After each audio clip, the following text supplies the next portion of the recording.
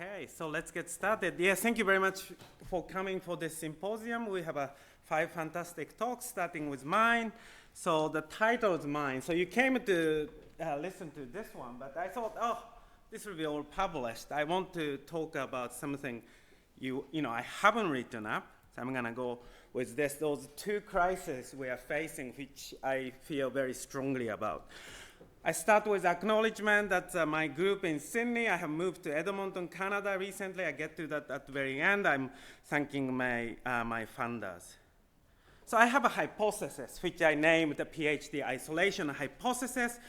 Traditional PhD program lead to mental health crisis. As you know, PhD are lonely intellectual endeavor where you have to create original contribution and you have to demonstrate your intellectual independence. Under this regime, we have a mental health crisis.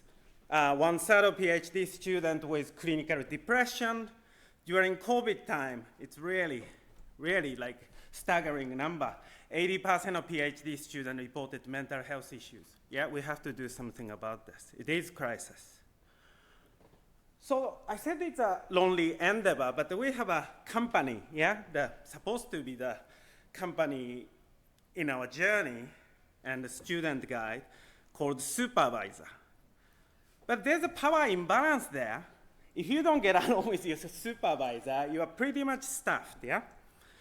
Also, this huge pressure to students, you have heard of this many times, publish and perish paradigm. You have to remember your supervisor or academics are in this paradigm. So we are feeling the stress to be able to continue what we love, research.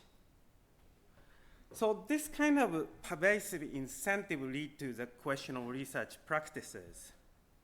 So I would say traditional PhD program lead to replication crisis.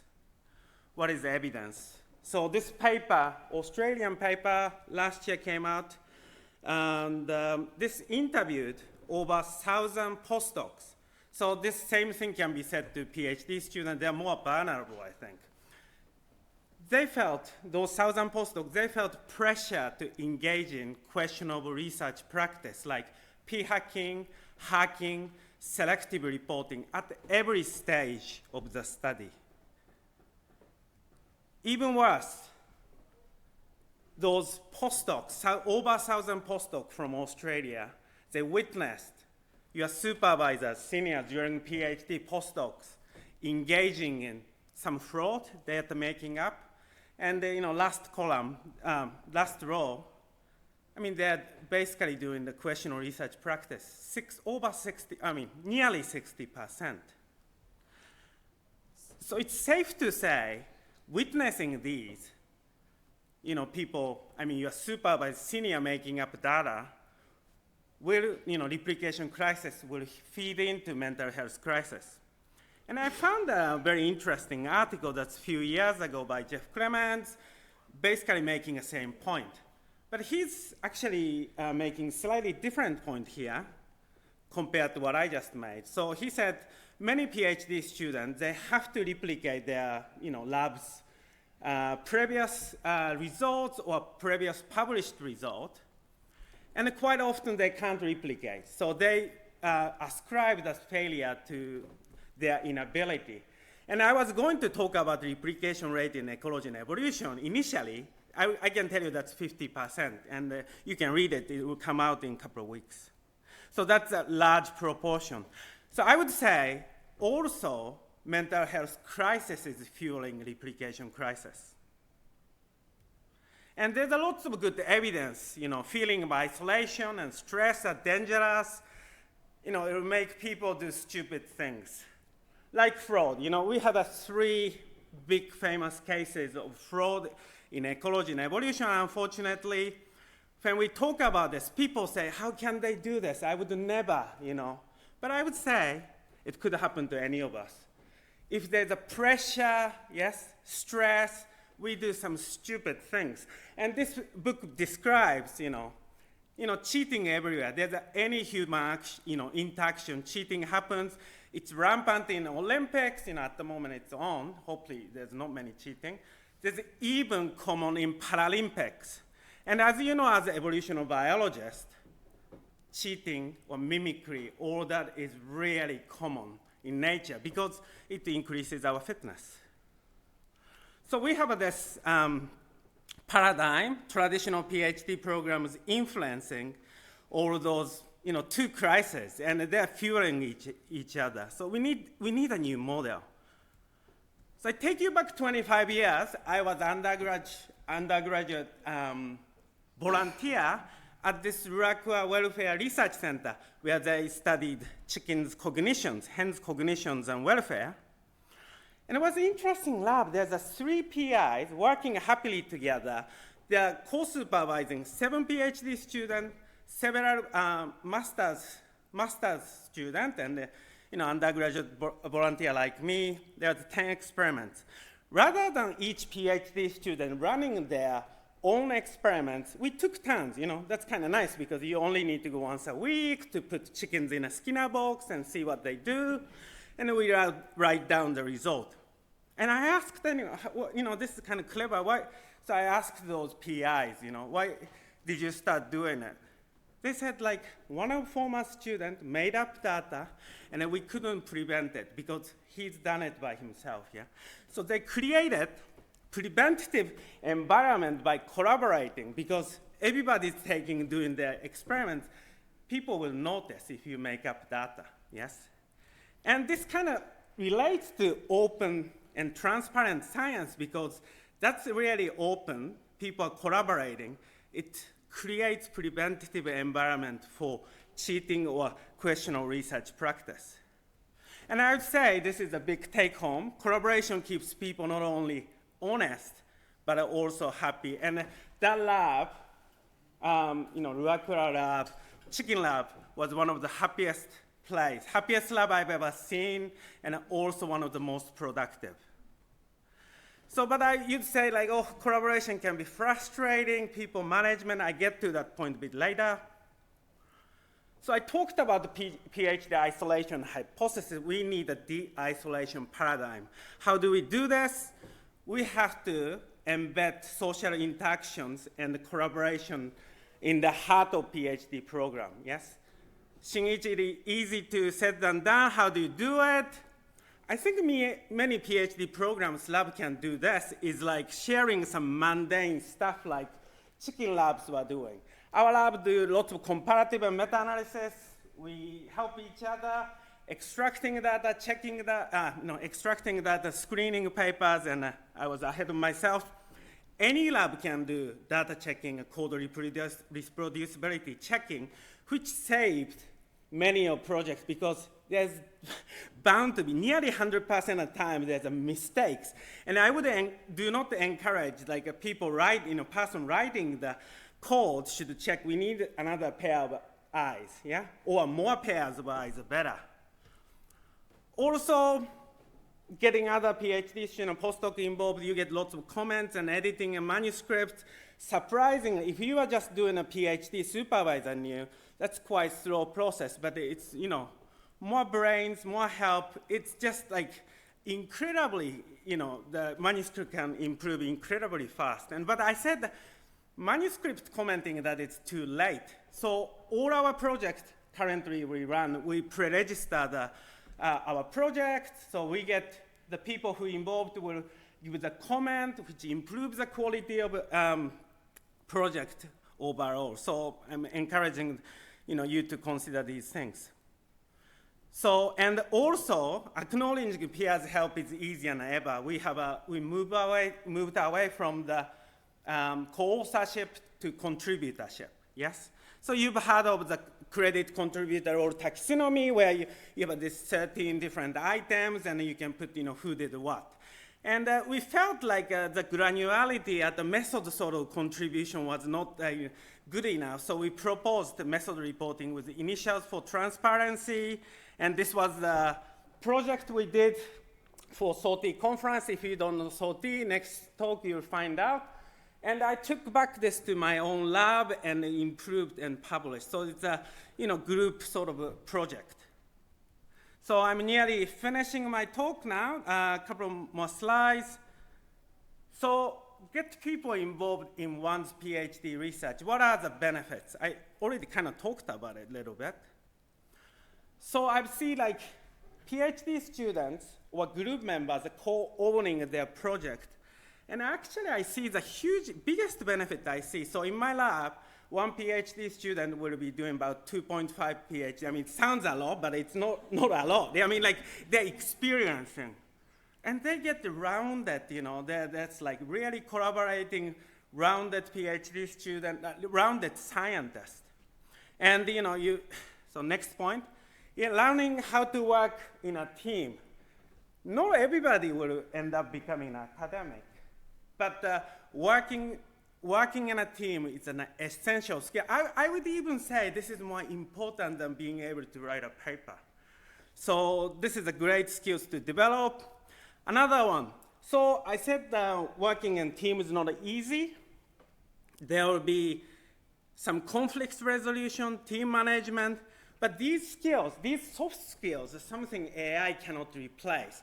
This is something we should be teaching. And this, I would say, I'm a big fan of R. We wrote lots of R packages, but I say this is more important than being able to write R packages. Yes. So new paradigm is required. We have to implement collaborative PhD programs with lots of open science and transparent science, because open science is a preventative environment. It prevents our mental health crisis and also replication crisis. Thank you very much for listening, and yes, I'm looking for, so to spread this new paradigm, I need help, so I'm looking for about 3 postdoc and PhD student, and thank you very much for listening. Okay, thank you, Shinichi and Liam, for inviting me and for organizing this symposium. I think this is a fantastic opportunity for us all to talk about some much needed changes in our field. And I'm also really glad that Shinichi talked about these issues of top-down and bottom-up organizing, and about sort of how do we create a cultural change. That's also what I'm going to speak to today with my talk, Organizing for Openness, a Student's Perspective on Reproducibility Efforts in EcoEvo. I'm a PhD student. I can mostly talk about the bottom-up. So a little bit about me. I started grad school in the fall of 2021 at UCLA. I work on movement ecology and social behavior in vultures. And I started right after the Pruitt data scandal had come to light. I was hearing a lot about the replicability crisis in psychology and how the field of ecology and evolutionary biology was also moving toward being more open and reproducible. And I thought that that sounded really cool. So pretty early on, I got involved in SORTI. My shirt advertises it, the Society for Open, Reliable, and Transparent Ecology and Evolutionary Biology, where I now hold the student seat on the board of directors as the secretary. And as a coder, I've always been particularly interested in the computational reproducibility side of things. So around the same time, I trained as a carpentries instructor, and I began offering computational reproducibility workshops at my home institution, UCLA. While at UCLA, I've also been very involved with our graduate student union, and you may have heard of our historic strike in 2022, where we won 25 to 80% wage increases for graduate students, as well as other important protections like parental benefits and harassment and bullying protections, all of which contribute to making academia more inclusive and more accessible, which is really part of this broader movement with a goal of improving working conditions in academia. But then there's the daily work of organizing that often flies under the radar, talking to our coworkers, leading orientations, pushing back against instances of harassment and bullying. It's a bunch of small things that all build up to that big goal. And our goal in pushing for reproducibility in EcoEvo research is similarly expansive and similarly intimidating. Improve reproducibility in EcoEvo. How do we do that? Well, the conversation is well underway thanks to the groundwork laid by many researchers over the years leading up to now. We're talking about this more and more. These are just some of the articles that have come out in the past year or two on this topic. But we can see that there's really a lot of elements of this, right? We have to teach everyone how to use GitHub. We have to improve the publishing ecosystem. We have to develop new guidelines, the merit guidelines for contributorship, and everything in between. And faced with this mandate, it makes sense to ask, how do we create the change needed to advance open and reproducible science? there are, of course, a lot of barriers to sharing data and code and to advancing a culture of reproducibility. I've added to this framework of barriers, of practical barriers, some of the more subtle barriers that Shinichi also discussed, such as the power dynamics, not having models of good practices, especially as an early career researcher, feeling that insecurity, feeling unsure of where to start. And coming into this as a grad student feels bewildering, but also really exciting because it feels like we're on the forefront of some real culture change that's about to happen. So I started realizing as I thought about this that there were some key principles of union organizing that have really shaped how I think about pushing for a broader change in a movement and how I think about the open science movement. And those principles are one-on-one conversations. So convincing someone to join a union or to band together with their coworkers and push back against an abusive PI is not something that happens with flyers or mass emails. It's something that happens in coffee chats. It's something that happens when you sit down, you talk to people about how they're doing. Communities of practice. When I'm organizing a union, I rely on a hierarchical structure of organizing committees from the department level all the way up to the statewide and national and international level to share knowledge, to support goals, to develop tasks. And to that end, tangible tasks and goal setting, talking about where are we going, how do we get there, who's going to be responsible for what, and how do we give people a feeling of agency in union organizing, or, as I'm going to illustrate, in the open science movement as well. So one-on-one conversations are important because they build relationships. They help you figure out what a person's experience is, how they're feeling, what's standing in their way, and what they're passionate about. These examples are based on real conversations that I've had or that I've seen my coworkers have. In this example, one lab mate wants to put their analysis on GitHub, and another is feeling nervous about that. And they might not feel comfortable admitting that they're feeling nervous about it in a full lab meeting, but maybe talking one-on-one to their coworker, they can identify what the problem is, they can start pushing for change. In cases when there's opposition from an advisor, which I see all too often, talking to lab mates can help build critical mass to push back together and change the culture a little bit. This person would like to put something out as a preprint. The PI is opposed to preprints. Maybe we can all go together, change the PI's mind. It can also help identify barriers to open science. So this one in particular is really relevant to me. I've heard about registered reports. I'd love to start doing them. Nobody in my department is really doing that. It's not the culture. I don't really know where to get started. But talking to individual people about, are you facing the same barriers? How can we move forward with that? Might help. And of course, these one-on-one connections are what builds up to creating a broader change, forming cross-lab connections, cross-institution connections, and taking the first steps to progress. So of course what these conversations build to is another organizing principle, which is communities of practice. And here's where Sortie comes into the picture. So Sortie is an international society. I updated our membership number yesterday. We are now at 360 members as of this year. And as you can see, we're globally distributed, which is, of course, our greatest challenge. Time zones are really, really hard when we organize a Sortie event, but also one of our greatest strengths. We're able to connect researchers who may feel isolated in their own departments and really build communities of practice. And as you can see, as of a few days ago when I downloaded this data, more than 45% of Sortie members actually heard about the organization through those one-on-one conversations that I was just emphasizing. So it's really important for us to build this movement from the ground up. Since it began, Sortie has been very focused on building a global community around open science. Each year we host an online conference that runs continuously with events in all time zones. And because we know how hard it can be to sit through hours and hours of Zoom talks, we've built this conference around a really collaborative model. We have hackathons, we have unconferences, we have workshops, where everyone is participating hands-on and we're producing tangible outputs, and we're really creating those opportunities for connection between our members. Sortie also has kind of an interesting structure that also promotes participation in this community of practice. So you saw we have about 360 members. We have 70 committee volunteers, which is a pretty high proportion of our membership, and we would encourage more people to get involved. This committee structure is not just something that happens behind closed doors. This is really a main way that people participate in Sortie, is by joining one of these committees, which all have functions, which all meet regularly and help build connections among researchers. I'm going to highlight the work of just 2 of our committees, although they're all extremely important and I don't want anyone to feel left out. So the Education and Outreach Committee and the Membership Engagement Committee. So the Education and Outreach Committee, among other things, is in charge of our workshop and webinar series. And these are some of our past workshops and webinars from this year. They're often very participatory. In January of this year, we brought together the data editors from 4 big Eco-Evo journals to talk about how data editing works at their journals and how we can push toward that being more of a standard. We had awesome audience discussions. We were actually approached by an executive editor of a different journal afterwards saying, that was awesome, I want to implement data editing at my journal. Let's talk about how to do that, which was very exciting. The Member Engagement Committee, which is new this year, has been organizing hacky hours and training sessions and these code clubs for members to come together, socialize, and work on their code together. If you'd like to find out more about any of these committees, by the way, please talk to me after. I'd be happy to pass along the information. And thanks to those involved in organizing them who I've highlighted here.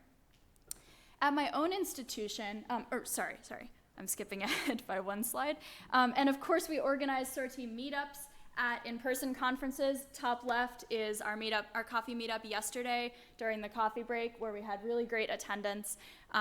By organizing in-person sortie meetups at existing conferences, we're again helping to really build that community, help people feel supported, and build those connections. We also have a Slack workspace that you can join. Talk to me after about how to do that. Of course, sortie can't do it all, which is why it's important for us all to develop local communities of practice as well. So here's an example of what that looks like at my institution in my department. I run the Hacky Hours group in my department, which is a weekly 2-hour open coding space, not just coding, you can come work on anything that you want, where people get together, have those one-on-one conversations, get help with their code, learn how to implement open science practices, become more confident. It's a space that's primarily and almost exclusively for grad students, postdocs, undergrads, so you don't have to worry about your PI realizing that you don't know how to use GitHub or something like that. It's a very supportive space where people can come, and importantly, we have snacks. And I emphasize this support because I think emotions are really important. As Shinichi was pointing out, we can talk all we want about what you should do, what the best practices are, but before people are going to be able to make change, they really need to feel that they're being supported. They need to feel that they have people behind them, and that motivates them to want to get involved. I've seen this in the union. When people feel like they're part of something, when people feel supported by those around them, that's when they come together to make change with their coworkers, and I think the same is true here. So people use Hacky Hours for a variety of purposes, for coding help, for research, for meeting with others, for socializing, which is explicitly part of our mission, right, to create those connections. And as you can see, a bunch of different labs are represented. We have people from across the department who might not get to talk to each other on a daily basis who are showing up to Hacky Hours and who are working together. The Hacky Hours organizers, we've also organized several carpentries workshops to help train our colleagues in computational reproducible methods. This was our recent workshop in January where we taught data analysis in R and version control with Git. And in this picture on the right, that's me in the center. Even though I was teaching the workshop, this is a photo of me getting help with Git because an error came up that I had never encountered before, and the students in the workshop rallied around me and taught me how to do things. And I think this was a fantastic illustration of what these spaces can do. So these kinds of communities are helpful supports. They help us feel good about ourselves. They help us feel included and connected to other people. And they help us develop skills that are related to this broader goal of improving reproducibility in Eco-Evo. But it still feels like we're kind of far away from accomplishing this goal, and it can be hard to bridge that gap. How do we go from these local communities up to actually achieving this broader goal? And when I feel discouraged, I like to turn back to the wise words of Rose O'Day, who's the current sortie president. The scope of open science is vast, and there are lots of small opportunities for improvement. Do not be deterred by the overwhelming feeling of inadequacy, which is a feeling that I personally have experienced pretty frequently, unfortunately. And so that brings me to my third organizing principle that I've learned from my union, which is that tangible tasks are very helpful and rewarding, and they help build toward progress. So some of you may have heard of the SMART framework for goal setting. Goals should be specific, measurable, achievable, relevant, and time-based. Here are some examples of SMART goals for open science that you could have as an individual or that you could apply to a group. Next week, I'm going to make a README for one GitHub repository, right? Dedicate one lab meeting per quarter to a reproducibility journal club. Submit one registered report in the next year. Talk to 2 coworkers, back to those one-on-one conversations about how their labs do open science. And at Sortie, I like how much we focus on these concrete tasks. For example, there was a hackathon at last year's conference where we actually got together, went through journals, and figured out whether they were matching the top factor guidelines and put that into a spreadsheet to contribute to those efforts. We've produced infographics and primers. At my own institution, I'm joining the graduate curriculum committee to help improve quantitative training at the graduate level and really push for much needed change there. And I think there's a lot more we can do with concrete goal setting. So, okay, we're done. We improved reproducibility in eco-evo research. Fantastic, I solved the problem. No, of course not. But I think we are making important progress. So some recommendations for what's next. First is to talk about reproducibility in open science with colleagues at all levels. I'm actually surprised at how infrequently I see these one-on-one casual conversations like, how are you doing this? What's going on happening? Develop a network of open science communities. This has been recommended by this fabulous paper, with organizations like Sortie serving as overarching meta-communities, and then using those communities as agents for change with concrete goal setting, tasks, subgroups, concrete asks of people using that SMART framework. Finally, I wanted to acknowledge I've been making this analogy to labor organizing using some of the lessons that I've learned, but I want to note that it's more than an analogy. Working conditions are, of course, part of advancing open science, and we have to continue to push for environments where people can thrive in academia. I'd like to thank my lab members, especially my PI, who's been very supportive of my work in open science. Thanks to the symposium organizers for inviting me, to Rose for her inspiration, and to everyone else that I've learned from over the years. I don't have time for questions, but I'll talk to you afterward. Okay, well, this is my time. Nice to meet you. I'm Viviana, and thank you for being here for listening about reproducibility and replicability in phylogenetic comparative biology. I'm a first-year PhD student in UMass Boston, and this is basically an idea for a project that we are developing with my advisor, Professor Liam Rebel. So I would like to start with that sample. This is a classic hypothesis that we can find in papers about phylogenetic comparative biology. So what is happening here? What I did for this example, basically what I did was gathering DNA and gathering some characters like morphometric characters, the color in the plumage, and some about habits. And I start to reconstruct the phylogenetic and then start to exploring the phylogenetic with the characters. So I noticed that there was a pattern between the phylogeny and the brightness of the plumage. And given that, I decided to test that hypothesis using a BC model, and I found that my hypothesis was completely significant. But what is the problem here? Is this study completely replicable and reproducible? Well, I will get back to this for this example later.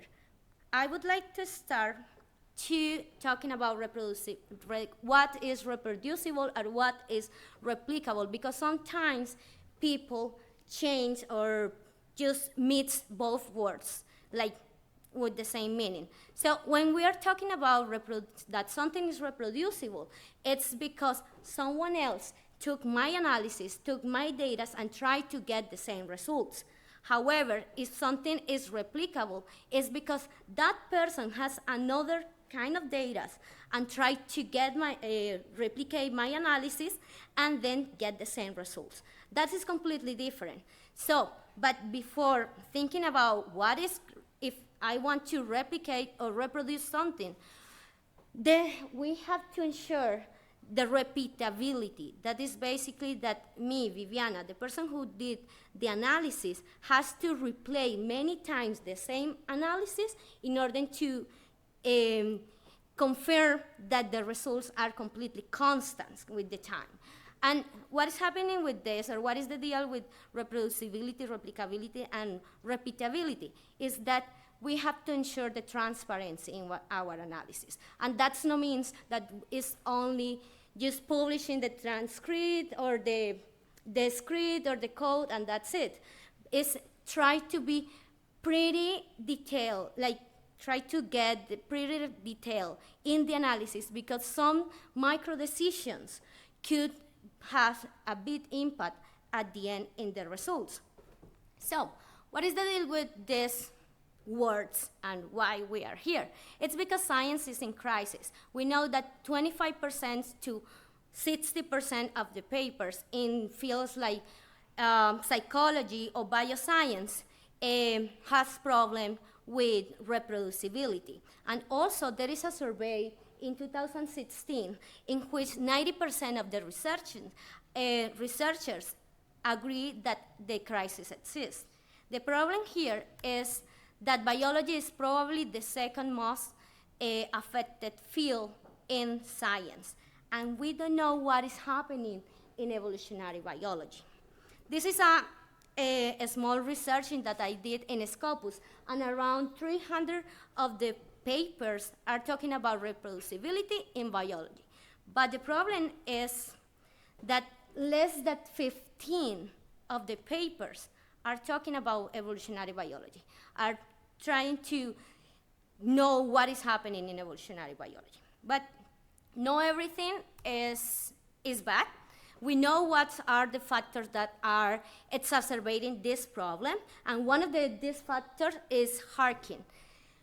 Data are trying to push a positive hypothesis almost all the time.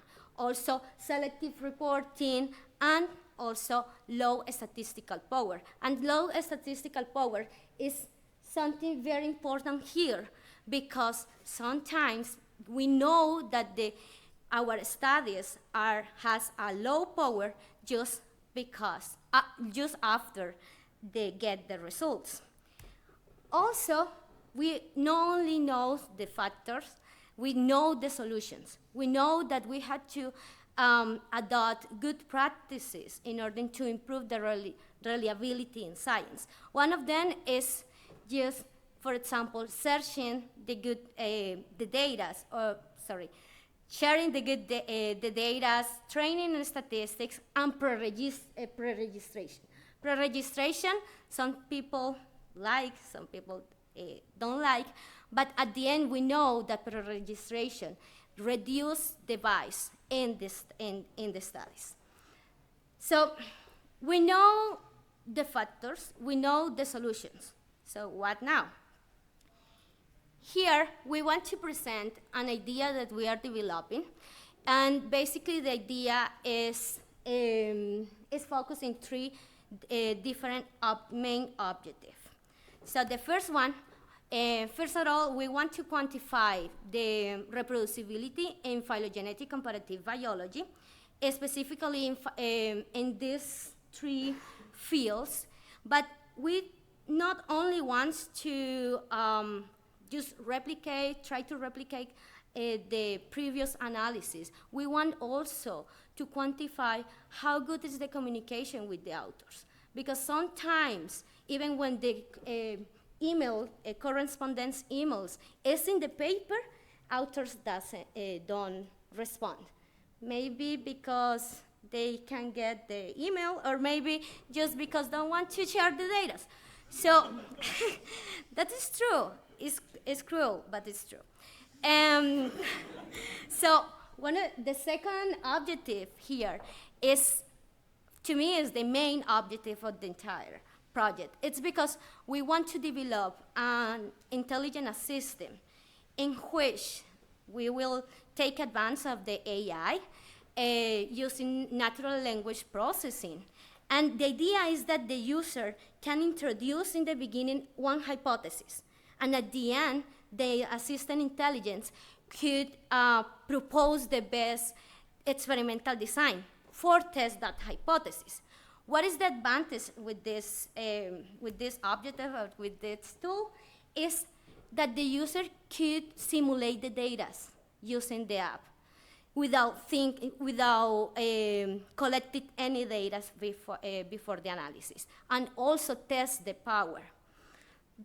But because this is important, is because if the analysis indicates insufficient power to answer the original question, the user could identify in advance a question that is trackable for the scale of the data that is expected in the study. What that means? That basically sometimes we have a really ambitious hypothesis, yeah? And for develop that hypothesis, we need at least 200 terminals in the tree. But we realize, we know that because the nature of the organism, that it's not possible. We will only get 20 terminals in the tree. So the idea is, before getting any data and do any kind of analysis, the researcher can modify that question, given the data that maybe we can predict that we can get at the end. So one plus of this tool is that automatically we can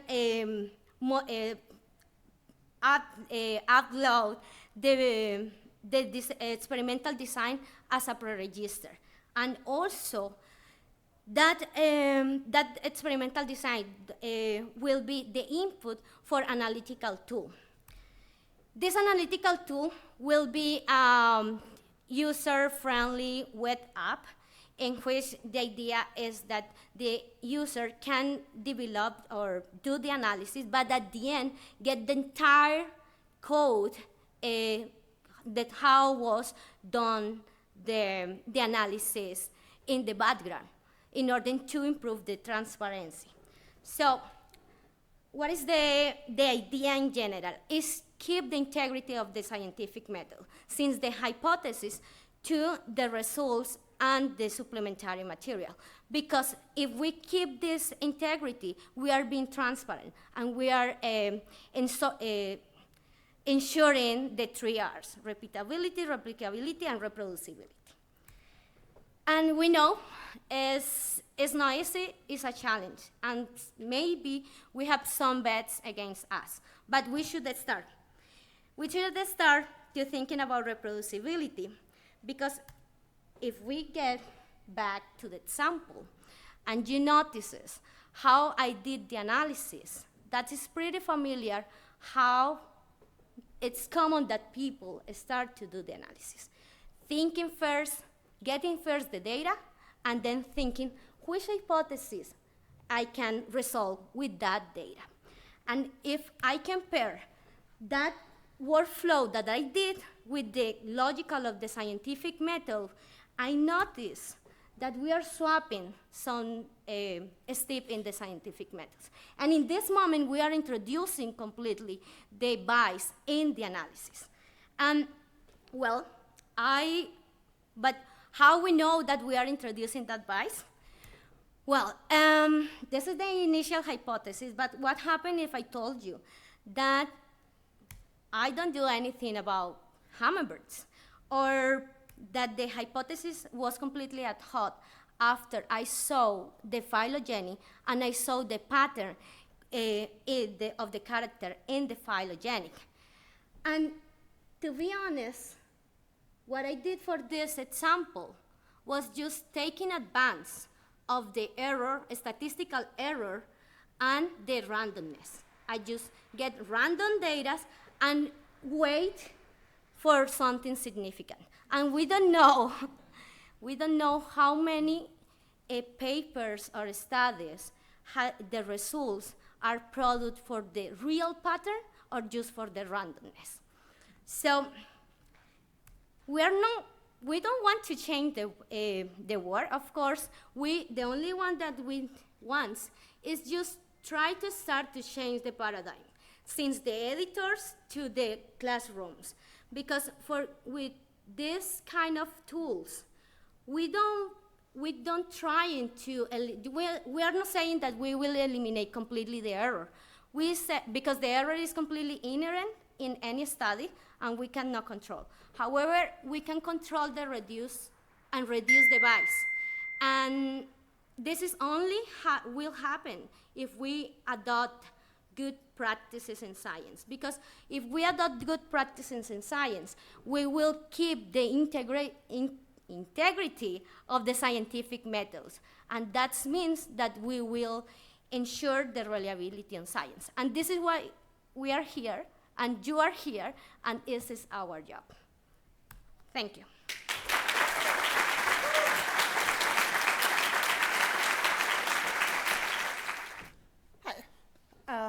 My name is Malgorzata Gazda. I'm going to talk about my work I've done during my postdoc. Now I started my lab at the University of Montreal, but I'm super happy that so many people are here, and this kind of symposium start to be at also traditional scientific conference, because usually there's a lot of people into open science reproducibility at separate event, but I think we have to integrate it to our scientific society to really make it happen.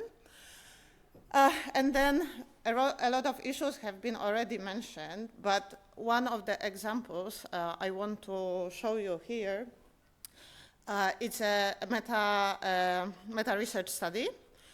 So I'm going to talk about the quality of reporting of qPCR results. And let's get back to the meta research. So meta research, it's studying research practices themselves. So we design we have a hypothesis, and then we test, so in this case, for example, we want to identify the practices, if the quality of the reporting of qPCR is good, and then identify the things that are done well, and then possible places where we can find the improvement, and then the proposed ways how this can be improved. So talking about the qPCR, it's a method to measure the RNA abundance in the biological samples. And why is it important to look at it? Well, because the accuracy of the qPCR measurements can alter our interpretation of the results. So if in the beginning we have the bad quality sample, maybe then the measure of the gene expression is not that good. So it would be a really good idea to report also the quality of the initial sample, but I will show you later a little bit in the results. It's not really reported. There is a guideline how to, which steps to follow and what is important to report. The study is from 2009. It's cited 16,000 times, so you would expect that, yeah, everyone knows about it, everyone follows the guideline. But as you might guess, if you ever try to use someone else's data and either incorporate it in your analysis or do even meta-analysis, it might be a little bit complicated. And then after that guidelines, there are a lot of other studies looking if the guidelines are followed or not, and of course many deficiencies have been reported. So together with my small early career network, we decided to do the meta research project together to as I said, to identify the strengths of the qPCR reporting and then opportunities to improve the reporting practices. So the question was, how good is the quality of the qPCR reporting among papers published in the top journals? Here, there's also a lot of things we can talk, how we define the top journals. What we used for our study, we just selected top 20 journals from the field. So here I'm going to talk about genetics and heredity because we are at Evolution conference, but we also looked at the plant sciences because those are two fields that actually the qPCR is quite commonly used. And then, so how to do this kind of study? So first of all, we selected those journals, then we took all the articles there, and we only took the original research, so we didn't look at the reviews or other types of papers. And then, so it's only original research, and then we had 2 reviewers that followed the detailed protocol. I will show you a little bit about the protocol in a second too. And then the disagreements are resolved by the consensus, and then we come up with the report, how are different elements reported. So we design our study to look at the materials, methods, and quality measures for the qPCR. So for the materials, the examples will be kits and reagents, but also the parts of the analysis, like what kind of programs have been used, statistics, and experimental units. And then the methods were different steps of the qPCR process, and then the quality, for example, if the RNA quality has been reported, but also the efficiency of the process, if there were any controls, normalization method used, and so on. So as I said, we use the papers, but we also look at the supplemental files because a lot of useful information is hidden there. And first, to be on the same page with everyone in our team, we did that training session. Well, first to validate if our questionnaire is good enough, because we have to be answering exactly the same question and getting exactly the same answers to be able to make any conclusions. So yeah, we have the training process, and then after that, so for the genetics, we screened 138 articles. And the examples of the questions that we ask can be as straightforward as, do authors report the normalization method, yes or no, but it can be also a little bit more complicated because we wanted to be able to look at more details. So for example, for the RNA extraction, we look if it's reported or not, but if it's reported, is it the kit name, or is it the kit name with catalog number, or reagent name, or both? So it can be quite complex, but it gave us a little bit more insight. So coming back to the main question, how good is the quality of the qPCR reporting? Let's have a look at our results. It's not yet published, it's still in making, but I hope we will be able to post preprint soon. So first I said we look at the material reporting, and in all my presentation, the dark color means it's not reported, and the bright color, it means reported, and if there's more than one bright color, it means it might be a little bit more complicated. So overall, the materials are quite well reported, especially the primer sequences. For kits, it might be a little bit more complicated if it's specified which kind of kit, but overall, it's not too bad. But then when we look at the method replicability, so all the parameters that if you want to do your analysis, you need to know, that gets a little bit tricky. So the RNA extraction, for example, it's quite well reported. But then if you look at the amount of cDNA input or annealing temperature, which are important things to include, those elements are not that much reported. So overall, there is quite some space for more precision. And then the biggest unreported thing is the quality of the data. So the RIN, the integrity score, it's not reported at all. And then if it is reported, and the instrument that was used for it, well, since the results are not reported, the instrument is not reported neither. So I think this will be very important to improve.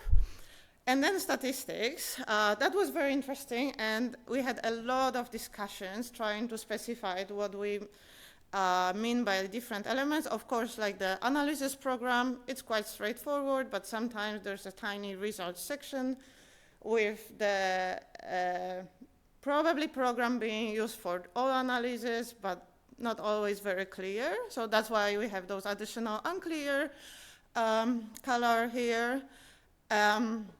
And we also wanted to acknowledge people like specifying the version of the program, so that's why we have also the answer yes with more details. I'm not showing here, well, so one of the elements we ended up not looking at was the replicates, because we spent hours discussing what is biological replicate and technical replicate. Seems to be pretty straightforward, but actually in different fields might mean different things. And quite often people would say they either, well, quite often you see the replicates or you see nothing, or biological replicates or technical replicates, but meaning different things. So we ended up not touching it at all. But yeah, it will be very useful to be very detailed in your report. You can put it to supplement, but if someone is interested in replicating this, that would be super useful. So overall, I was able to show you that materials are overall not really fully reported, and there's a lot of missing details that could ensure replicability. There's really no insights about the RNA quality and no information about replicates, so it's impossible to tell apart biological or technical replicates. So those results, hopefully, you will be able to have a look as a preprint, but our goal is not really to shame people for doing or not doing something. We want to provide the guidelines how to improve the reporting, and that the students, well, a little bit this down-up approach, that students can really do a good job and have really detailed reporting that hopefully this can make to the paper. And of course the old guidelines are still valid, so please use it and make sure that we can see a better quality of the reporting. Well, this can be qPCR, this can be image, this can be anything. And why I think this is very important, because one thing is like, well, we've done like the way we always do, everyone knows in the field how you do it, it's fine, but if you have someone from completely different field being interested in this particular results and analysis, that would be super useful, that you are really able to understand what was done, how was done, and then people can make use of your data set. I would like to thank my qPCR team, and I thank you for your attention, and I will be happy to take any questions. Okay, apologies for the long title, so we're just going to skip that and deal with this. So, replicability is sort of at the heart of what I do as a comparative biologist. We think about the field of phylogenetic comparative methods. It was that recognition that we need these replicated, evolutionarily independent association between traits or events to determine a relationship. But sort of beyond that, when we see sort of replication of results across clades, across data sets, as evolutionary biologists, we get really excited about that. It suggests a degree of predictability. We might be finding these sort of fundamental truths about the actions or the outcomes of evolutionary processes. And that is what we like to see. But when we don't see that replication of results, we're always tempted to try and ascribe this to sort of real biological differences between the clades. But there's another important aspect of this, and you're all in this room, so that's not going to surprise you, is that there could be differences in the study and the way that they've designed and executed that study. And there's a lot of opportunities for those differences to creep in. You know, every time we do science, we make a myriad of small decisions throughout that process, you know, from our planning, from our data collection, our curation of that data, a lot about data analysis, and as well as what we publish. And these are just a few examples of the kinds of decisions I'm making. And the truth is that I make these decisions, but somebody else may not make those same decisions, right? We're not all going to make the same choices. And in psychology, there's actually a term for this. This is researcher degrees of freedom.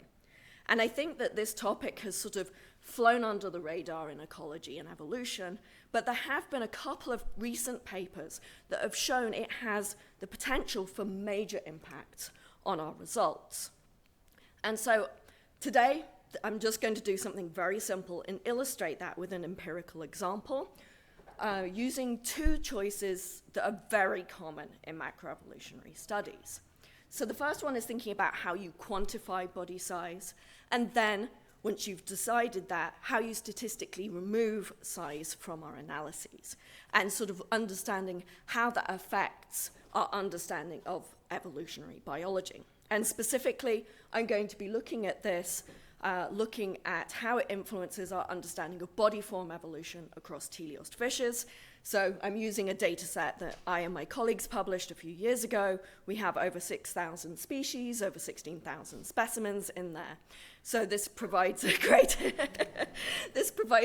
a way of sort of testing some of these things. And, you know, there's over 7,000 person hours invested in this data set. So I just want to acknowledge all the hard work of everybody that came to the museums and collected this data, many of whom were undergraduate researchers.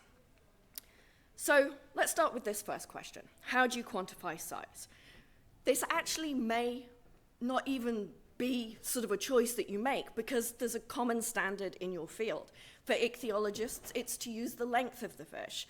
It could be the total length or the standard length, which misses the tail. We chose standard length because we're dealing with museum specimens, and often the fins are pretty badly damaged. So we thought standard length would be sort of much more reliable. But this is a choice. And, you know, these two diagrams here, they show the fish at the same length, but we'd probably agree that they're different sizes. So length is not capturing everything about size. So we also have two other dimensions, the maximum body depth and the maximum body width, that can also be aspects of that size. But it's nice to have a composite measure. The obvious thing is to weigh the fish. That works really great when you have a freshly caught specimen, but these again are museum specimens. So some of them are really destructively sampled. They're essentially a husk of a fish. There's nothing in them. Some of them have lead weights, and so potentially sources of error. So we've also included here the geometric mean of the depth, width, and standard length. So we have these 5 measures of size. So if they're all sort of representing the same thing, when we look at sort of the evolutionary history of these traits, we'd expect to see a similar pattern. And so we decided to look and take all 5 of these traits and fit OU models that identify peak shifts for each of these different size measures. And then we just counted up to see how many branches had common shifts, so that is in 2 or more of those traits, or just a single trait. And so we were hoping, you know, maybe we would see them all co-occurring, therefore we'd infer the same thing about the evolution of size. But you can see from this diagram here, this is across teleost orders, we've got the distinct shifts in the dark gray and the common shifts in the light gray. You can see that common shifts are not very common. So most of the time, we would identify a different evolutionary history for each of these different size traits. So we'd make different conclusions about how size evolved within this group. So I think this illustrates, you know, the evolution of body size in teleosts is a complex process. It's a complex trait. And predicting the evolution of size on a single trait is very hard because it's not comparable across them. So what about removing size from the analyses? Just to remind you why we want to do that, if you've got very different sizes. So this is one of the smallest fishes sitting on my index finger here, and this is one of the largest fishes here. If we just take the absolute size of these fish, any sort of morphological measurement we want to take, we're going to learn that one of these fish is larger than the other. And hopefully, none of us need statistics to be able to tell that. So we nearly always remove size. And there are sort of 2 different philosophies about how we go about removing size and multiple different methods. But one of the philosophies is we just want to remove isometry. That is, you know, when the larger species are simply that smaller species scaled up, or whether you also want to remove evolutionary allometry. That is that the larger species have a predictable dimension based on the smaller, but it's not identical. And I'm illustrating these 2, one with the residuals from the phylogenetic regression of size versus trait, so that's removing isometry and allometry, and log shape ratios just removing isometry. So morphologists, we always love to build a morphospace that gives us a lot of information and understanding about sort of the primary axes of variation of our organisms. So this is a morphospace using the same measure of size, that's the geometric mean of those 3 size traits. And then we've got the log shape ratios on the left and the phylogenetic regressions here on the right. And you can just look at those patterns and see they're different. If you look at the amount of variance explained, it's actually very similar, but those axes are incredibly different. So with the log shape ratios, you'd look at this, say the primary axis of variation amongst fishes is the width axis. You've got these really fat, dorsoventrally fattened fishes on one end, and then you've got these really narrow, laterally compressed flat fishes on the other, and the secondary axis is one of elongation. You look at the other plot there, and the variation is only in elongated forms, and it's contrasting sort of head shape and caudal shape and size across that axis. That secondary axis is an elongation axis, but it's also a part of a flattening axis as well. So these are completely different. We draw different conclusions about the evolution of fish shape from this. But not only are we looking at these in isolation, we get compound effects of these choices. They're not isolated, and they have knock-on effects for any of the sort of downstream analyses that we do. And so I just want to sort of illustrate that again. So I'm going to show you a morphospace. The one on the left here is one you've seen before, so that's the log shape ratio with the geometric mean. But now I'm showing the phylogenetic residuals with standard length as the measure of size. You can see, again, these are different. One of the big things is that PC1, that primary axis of variation, now explains a lot more variation. And interestingly, it's an elongation axis. That might be counterintuitive because we've removed the effects of standard length, but all that does is actually serve to emphasize that trait. You can also see in terms of the occupation of the morphospace, you get this much tighter clustering looking at that 3D peak in the phylogenetic residuals with standard length versus our geometric mean and the log shape ratio. We've got a much broader peak. So, these major axes of variation are depending both on the measure of size estimation and the method of size removal.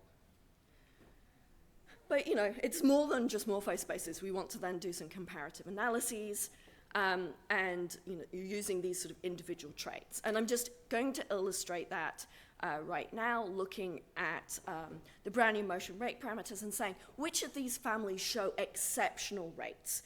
That's really interesting. It might mean that there's really something interesting about the biology of these different families that are showing these exceptional rates. And of course, there are many ways of identifying exceptional. I'm just showing a very simple one here with the interquartile range method. And so we have our 2 methods. We've got log shape ratios with the geometric mean, and we've got our phylogenetic residuals with standard length. And these are all the families that we find as showing exceptional rates across these different traits that make up that PC axes I just showed. And the ones in white are the shared families that we identify as showing exceptional rates. And those in the colors are unique to that particular method. These are also, if you know fishes, these are some very different families that we're identifying here too. And so this would lead us to incredibly different conclusions about the sort of process of evolution within fishes just by using these 2 different methods. So hopefully I've convinced you with these sort of very simple analyses, but they're real world, that these small decisions that we make can have really big impacts on our results and our conclusions that we draw from our phylogenetic comparative analyses. And, what should we do about this is the final thing. And so if you've been sitting in this room, we've heard a lot of good things about that, but it's probably good that I finish on sort of reiterating that. We heard about, thinking carefully about the decisions, and I think everybody does that. We do think carefully about them. We're perhaps less good about documenting those decisions and then publishing those decisions and providing justification, not just I did this, but why I did this. And so publishing that. I think it's good to explore the impact of some of your decisions. You can't do all of them because you're just making too many, but just to understand the sort of robustness of your results to some of the decisions that you're making. And of course, we've heard quite a lot about this. Viviana gave a really excellent talk earlier about sort of pre-registration and what she is doing to try and help us in phylogenetic comparative methods do that much easily than perhaps it currently is. And that pre-registration, the hope is there that at least your decisions are not being influenced by the results that you've already seen. So I think there's some very simple things that we can do to improve this. So it just remains for me to thank you all for listening, thank my funders, and my fantastic lab, past and present.